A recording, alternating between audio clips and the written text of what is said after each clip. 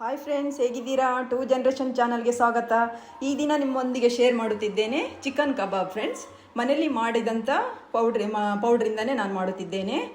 ಅಂಗಡಿಯಿಂದ ತರುವ ಅವಶ್ಯಕತೆ ಇಲ್ಲ. ನಾವು ಚೆನ್ನಾಗಿ ಮನೆಯಲ್ಲೇ ಮಾಡಿದಂಥ ಪೌಡ್ರಲ್ಲಿ ಹೇಗೆ ಎನ್ನುವುದನ್ನು ತಿಳಿಸಿಕೊಡುತ್ತಿದ್ದೇನೆ. ತುಂಬ ಚೆನ್ನಾಗಿ ಬರ್ತದೆ. ಕಲ್ಲರ್ ಸಹ ಹೇಗೆ ಬಂದಿದೆ ನೋಡಿ. ಯಾವ ಕಲ್ಲರ್ ಸಹ ಆ್ಯಡ್ ಮಾಡುವ ಅವಶ್ಯಕತೆ ಇಲ್ಲ. ತುಂಬ ಚೆನ್ನಾಗಿ ಬರ್ತದೆ. ನೀವು ಮಾಡಿ ಫ್ರೆಂಡ್ಸ್. ಹಾಗೆ ನನ್ನ ಚಾನಲ್ಗೆ ಲೈಕ್ ಮಾಡಿ, ಶೇರ್ ಮಾಡಿ, ಸಬ್ಸ್ಕ್ರೈಬ್ ಮಾಡಿ ಫ್ರೆಂಡ್ಸ್. ಕಮೆಂಟಲ್ಲಿ ಹೇಗಾಗಿದೆ ಅಂತ ಹೇಳಿ ಫ್ರೆಂಡ್ಸ್. ನಾನು ಅರ್ಧ kg ಚಿಕನಲ್ಲಿ ಕಬಾಬ್ ಮಾಡ್ತಿದ್ದೇನೆ. 2 ಟೇಬಲ್ ಸ್ಪೂನ್ ಕಾರ್ನ್ಫ್ಲೋರ್ ಹಾಕೊಳ್ತಿದ್ದೇನೆ. ಅರ್ಧ ಟೇಬಲ್ ಸ್ಪೂನ್ ಜೀರಿಗೆ powder, 2 table spoon chilli powder ತಗೊಳ್ತೇನೆ. ಕಾಶ್ಮೀರಿ ಚಿಲ್ಲಿ ಪೌಡರ್ ಖಾರನೂ ಇರ್ತದೆ, ಕಲರ್ ಬರ್ತದೆ ಅಂತ ನಾನು ಕಾಶ್ಮೀರಿ ಚಿಲ್ಲಿ ಪೌಡರ್ ತಗೊಂಡಿದ್ದೇನೆ. 1/4 ಟೀ ಸ್ಪೂನ್ ಹಳದಿ ಪೌಡರ್, ಅರಿಶಿನ ಪೌಡರ್ ತಗೊಂಡಿದ್ದೇನೆ. 1/4 tea spoon pepper powder, 1 table spoon ಶುಂಠಿ ಬೆಳ್ಳುಳ್ಳಿ ಪೇಸ್ಟ್, 1 ಟೇಬಲ್ ಸ್ಪೂನ್ ವಿನೆಗರ್ ತಗೊಂಡಿದ್ದೇನೆ. 1 table spoon garam masala powder. ರುಚಿಗೆ ತಕ್ಕಷ್ಟು ಉಪ್ಪು ಸೇರಿಸ್ಕೊಳ್ಳೋಣ. ಎಲ್ಲ ಚೆನ್ನಾಗಿ ಮಿಕ್ಸ್ ಮಾಡ್ಕೊಳ್ಳೋಣ ಫ್ರೆಂಡ್ಸ್. ಹಾಗೆ ಸ್ವಲ್ಪ ಸ್ವಲ್ಪ ನೀರು ಹಾಕಿ ಕಲಿಸ್ಕೊಳ್ಳೋಣ. ಒಂದೇ ಸರಿ ಜಾಸ್ತಿ ನೀರು ಹಾಕಬೇಡಿ, ಮತ್ತು ನೀರಾದರೆ ಬೈಂಡಿಂಗ್ ಆಗೋದಿಲ್ಲ ಚೆನ್ನಾಗಿ.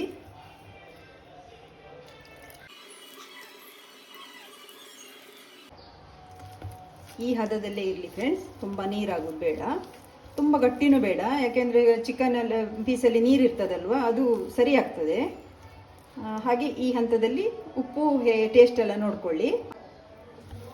ನೋಡಿ, ಹೀಗೆ ಇರಲಿ. ಈಗ ಚಿಕನ್ ಹಾಕೊಳ್ಳೋಣ. ಅರ್ಧ kg ಚಿಕನ್ ತಗೊಂಡಿದ್ದೇನೆ.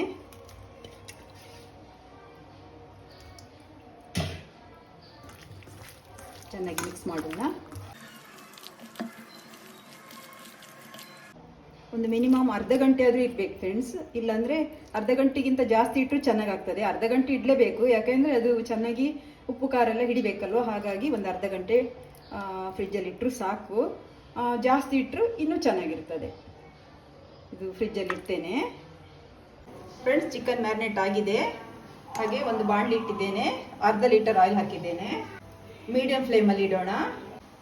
ಆಯಿಲ್ ಹೀಟ್ ಆಗಿದೆ ಫ್ರೆಂಡ್ಸ್. ಹೀಟ್ ಆಗಿದೆ. ಚಿಕನ್ ಹಾಕೋಣ.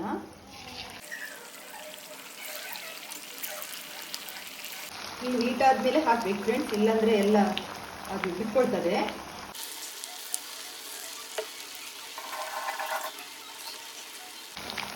ಓಕೆ ಫ್ರೆಂಡ್ಸ್, ಇದಾಗಿದೆ. ತಿಳಿಯೋಣ.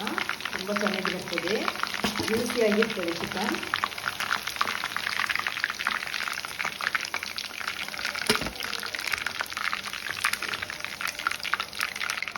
ಉಳಿದಂಥ ಚಿಕನನ್ನು ಹಾಕ್ತೇನೆ.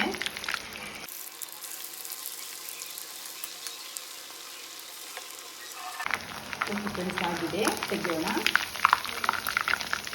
ನೋಡಿ, ಕೋಟಿಂಗ್ ಇಟ್ಕೊಳ್ಳಲ್ಲ, ಏನಿಲ್ಲ, ತುಂಬ ಚೆನ್ನಾಗಿ ಆಗ್ತದೆ. ಆದರೆ ಅದೇ ಆಯಿಲ್ ಹೀಟ್ ಆದಮೇಲೆ ಹಾಕಬೇಕು.